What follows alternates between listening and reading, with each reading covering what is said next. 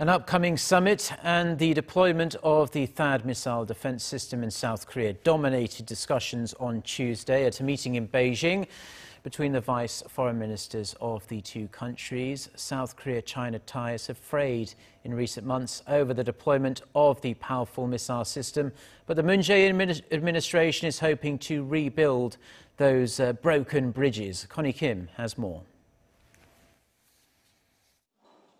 In what could be a thaw in frayed Seoul-Beijing relations, South Korea and China have held their first talks under the Moon administration, having high-level strategic discussions between their foreign ministries in Beijing. China's Vice Foreign Minister Zhang Yesui, meeting with his South Korean counterpart Lim Sung-nam, called for stronger two-way communication. It's true that both sides need to further strengthen communication and make efforts to find proper solutions to the problems we face.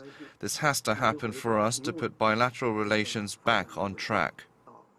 Zhang's comments come as he said Beijing-Seoul relations are at an important stage, but the existing barrier in bilateral ties is complicating the situation on the Korean peninsula.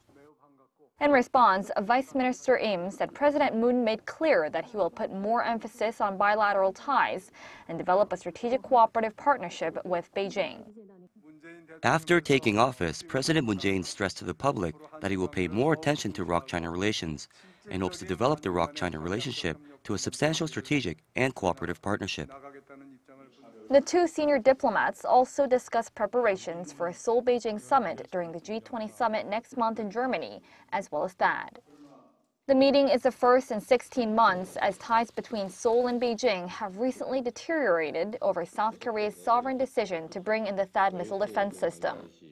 China's foreign ministry took note of the discussions over THAAD during Wednesday's talks, saying Seoul must show political determination.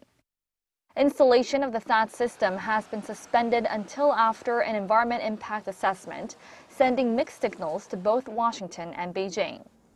It has raised concerns in the U.S. of a possible withdrawal, while China has been pressuring Seoul to change its plans of bringing in the U.S.-made missile system.